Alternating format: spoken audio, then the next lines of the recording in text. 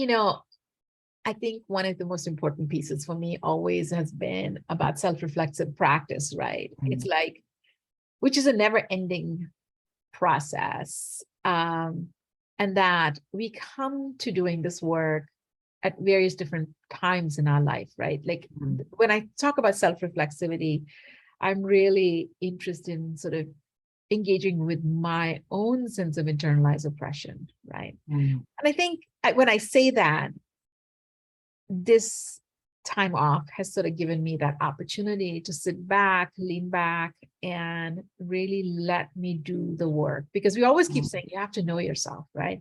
Don't go in there and harm people. That's really the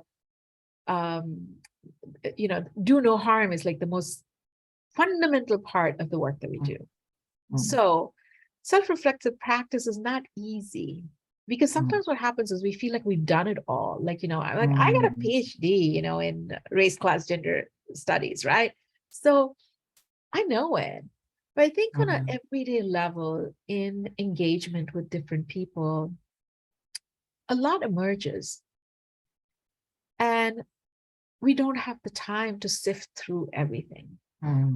What I thought about trauma and what I thought about my life was, say, 10, 15 years ago, or even 5 years ago, is very different of how I'm thinking of myself after all that has happened since 2016, 2017. Like, this is the first time I'm getting the time to sit back.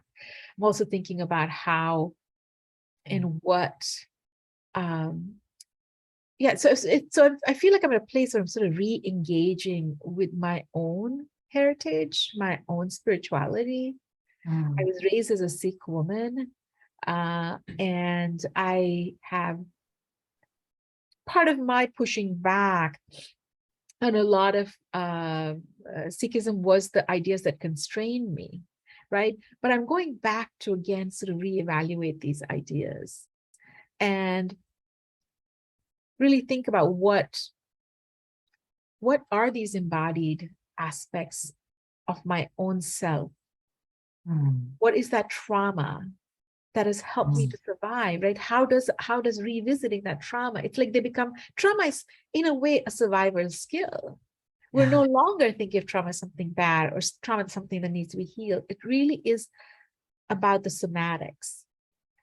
So currently I am looking into it, but I'm actually actively engaged in the work of Stacey Hines, who wrote the Politics of Trauma.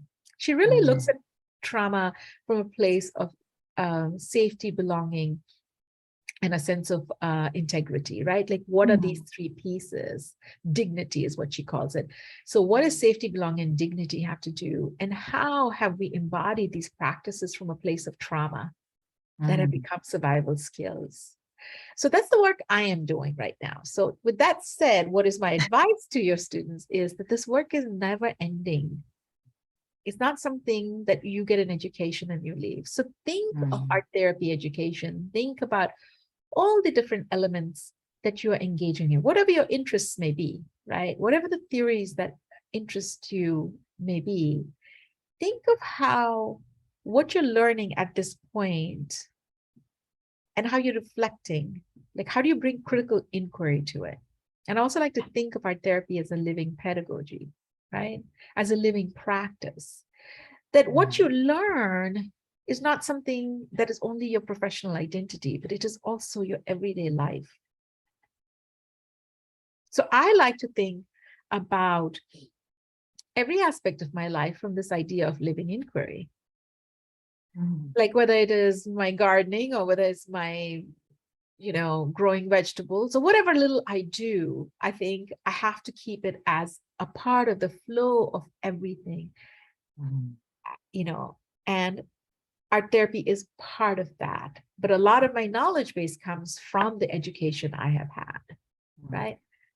So keeping a curious mind and keeping yourself really open to inquiry and asking questions is something I would really suggest that continue to happen with students.